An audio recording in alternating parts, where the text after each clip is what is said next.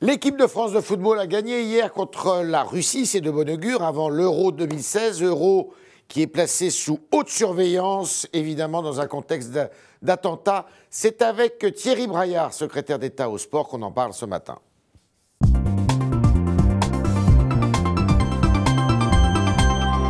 Bonjour Thierry Braillard. Bonjour. Alors, satisfait de la prestation des Bleus hier contre la Russie? Écoutez, c'était un bon moment de football, un bon moment de sport, et puis surtout un moment avec beaucoup d'émotion, puisque la dernière fois que l'équipe de France de football avait joué au Stade de France, c'était le 13 novembre. Donc il y avait un ton particulier à cette soirée. L'équipe de France peut gagner l'Euro 2016?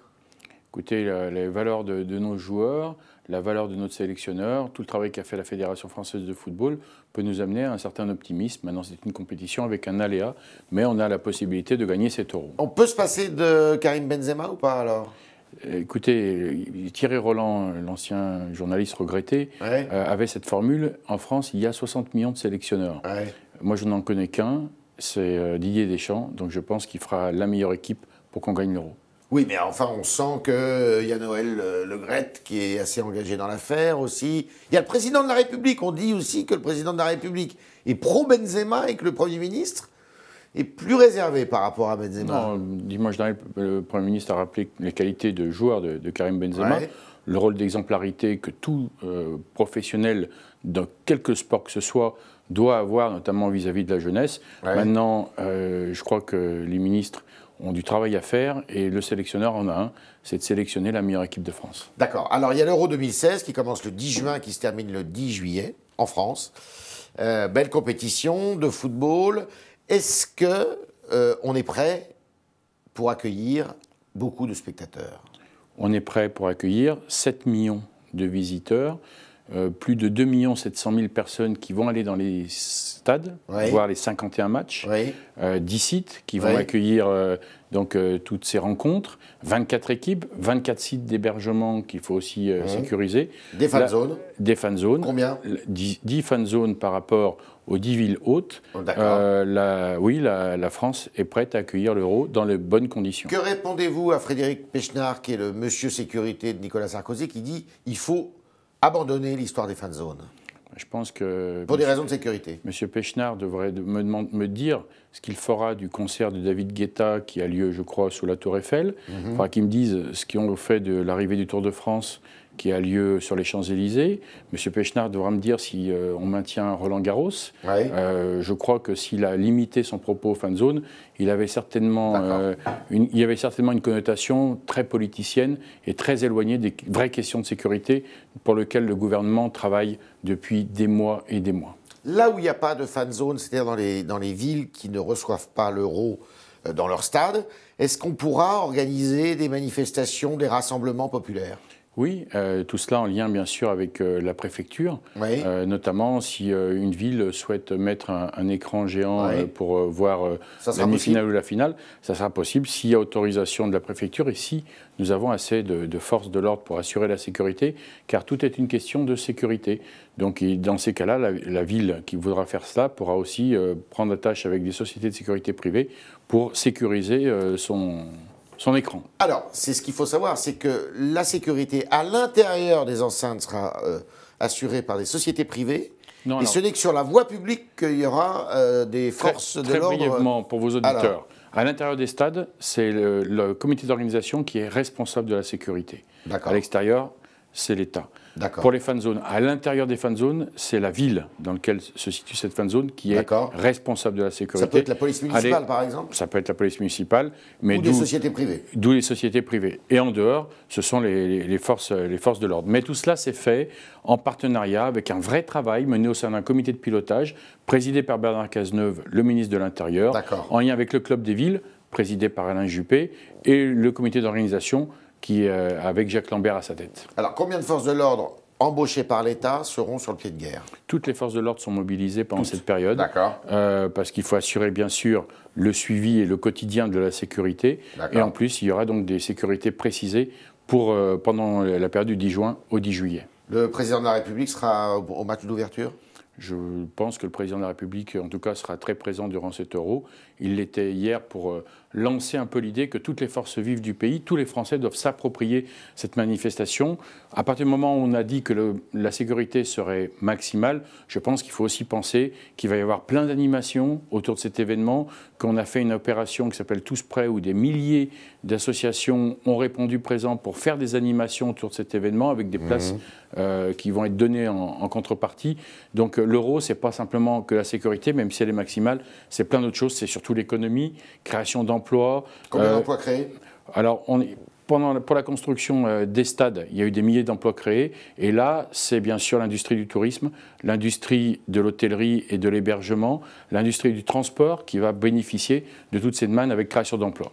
Est-ce que la réussite de cet euro est déterminante si on veut l'obtention des JO en 2024? Déterminante peut-être pas, importante oui. Oui. Je crois que notre pays a une attractivité, notre pays a un savoir-faire en termes d'organisation de grands événements. Avec l'euro, on a le meilleur moyen de montrer tout cela. Et c'est clair que si l'euro est une réussite, ça sera un atout important dans la candidature de Paris 2024. Paris 2024, vous y croyez? J'y crois.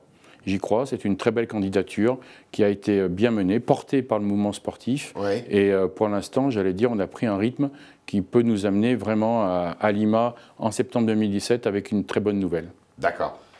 Le patron de la Ligue professionnelle de football s'en va, Frédéric Thiriez. Vous avez un candidat pour le remplacer? Ça ne se passe pas comme ça. Vous souhaitez qui? J'ai pas de candidat sorti de mon chapeau. Vous regrettez son départ? Disons que Frédéric Thiriez a fait 14 ans à la tête de la Ligue de football professionnel. Il y a eu beaucoup de choses qui ont été faites et qui sont à mettre à son crédit. Je crois que lui-même a pris la décision de dire j'arrive au bout d'un chemin, je laisse la main, laissons les instances du football et de la Ligue choisir et élire en leur sein un président. Vous ne regrettez pas que Frédéric Thiriez et Noël Le Graët, souvent, ils ne se sont pas entendus? Si, je le regrette. C'est pour cela d'ailleurs que j'ai lancé en octobre dernier une grande conférence sur le sport professionnel qui va d'ailleurs, le 19 avril, amener toutes ces préconisations. 6 groupes de travail, 48 personnes qui ont travaillé, énormément d'auditions. Et il y a un groupe de travail sur les relations Ligue-Fédération. De football? Tout sport, rugby, tout sport professionnel confondu, parce qu'il n'y a pas que dans le football d'ailleurs où on a vu des problèmes entre la fédération et la ligue.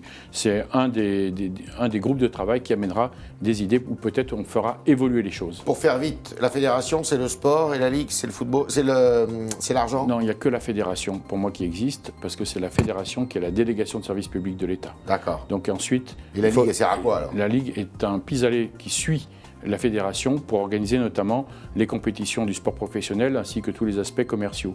Mais la Ligue dépend de la fédération, n'oublions jamais ça dans le modèle sportif français. Alors là, vous avez un chantier énorme, c'est Roland-Garros. Alors le chantier est bloqué encore une fois, qu'est-ce qui va se passer à Roland-Garros? On va attendre que tous les recours de droit soient purgés et ensuite les travaux reprendront. C'est un projet essentiel notamment... Vous croyez qu'on pourra vraiment changer Roland-Garros, que le stade va être modifié? Pour 2 raisons. La première, c'est que si on veut garder un tournoi Master 1000 organisé par la Fédération internationale, l'ATP de tennis... En gros, être un grand chelem. Il faut avoir maintenant une enceinte plus importante. Et on ne sera plus aux normes si... On ne sera plus aux normes. Ça, c'est une première conséquence. Et il ne faudra pas venir pleurer ensuite si on n'a plus de grands tournois. Et la deuxième chose, c'est qu'en plus, c'est une infrastructure qui est essentielle et qui est au cœur du dossier de Paris 2024 pour la candidature aux Jeux. Et donc là aussi, c'est un élément important. C'est la raison pour laquelle Anne Hidalgo, la maire de Paris, se bat aussi beaucoup pour ce dossier. La faute à qui si ça traîne? J'aime pas dire la faute aux uns et aux autres. Il y a des recours. Il y a des recours. Laissons purger les choses. Disons que dans notre pays, il faudra qu'à un moment donné, on se pose des questions. Le président l'avait dit il y a pas mal de temps déjà, que le fait de vouloir bloquer des dossiers fait perdre du temps, fait perdre de l'efficacité. Et je crois que quand on veut faire des comparaisons avec d'autres pays européens, dans d'autres pays européens, il y a des procédures qui sont beaucoup plus accélérées pour que les dossiers ne perdent pas trop de temps, qu'on ne mette pas 15 ans pour arriver à construire une infrastructure. Votre supérieur hiérarchique, si je puis dire, le ministre des Sports a dit ce week-end qu'il y avait beaucoup de Molenbeek en France. C'est votre avis aussi? Vous êtes élu local, vous connaissez? Comparaison n'est pas raison. Oui. Par contre, qu'il y ait des endroits où il y a des terreaux de radicalisation, oui, on le connaît et on est en train d'essayer de les faire disparaître. Ce n'est pas simple parce qu'il fallait déjà arriver à une cartographie de savoir où étaient ces poches qui peuvent exister. Ouais. Et il y a un vrai travail, notamment depuis l'état d'urgence, pour essayer de lutter là-dessus. Et puis, par ailleurs, il y a un autre travail qui est fait pour essayer de trouver une homogénéité afin d'éviter trop de ghettos. C'est dur parce que c'est une politique qui a été menée pendant des années, qui nous a amené à ces résultats avec ces poches de pauvreté, ces poches de radicalité, qui ne sont pas d'ailleurs toujours liées. Et c'est là où l'amalgame peut être dangereux, il faut faire attention. Il y en a autour de Lyon ou à Lyon, puisque vous êtes un élu lyonnais? Il y en a à Lyon. Des noms? Vaux-en-Velin mais non, Vaux-en-Velin n'est pas un Molenbeek, qu'on soit bien clair. Ouais. À Vaux-en-Velin, et d'ailleurs, le secrétaire d'État en charge de la ville pourrait mieux en parler que moi, puisque c'est l'ancienne maire de Vaux-en-Velin. Il y a des emplois qui ont été créés, Alors, quelle autre ville autour de Lyon? Des écoles qui ont été rénovées. Non, mais il n'y a pas. Le sujet est très important, et je crois qu'il ne faut pas simplement qu'il soit réglé par une formule. C'est un vrai problème de fond. C'était le talk de Thierry Braillard qui nous a dit que tout était prêt pour accueillir l'Euro 2016 de football. Euro 2016 dont il ne sait pas si la France pourra le gagner, mais en tous les cas, il l'espère. Et ça sera aussi une répétition générale en vue des Jeux Olympiques pour lesquels la France concourt, comme vous le savez. Et puis des Molenbeek, comparaison n'est pas raison, et des Molenbeek en France, il y a des quartiers qui posent problème, qui sont des terreaux favorables à l'éclosion, malheureusement, de l'islamisme et du radicalisme. Merci Thierry Braillard.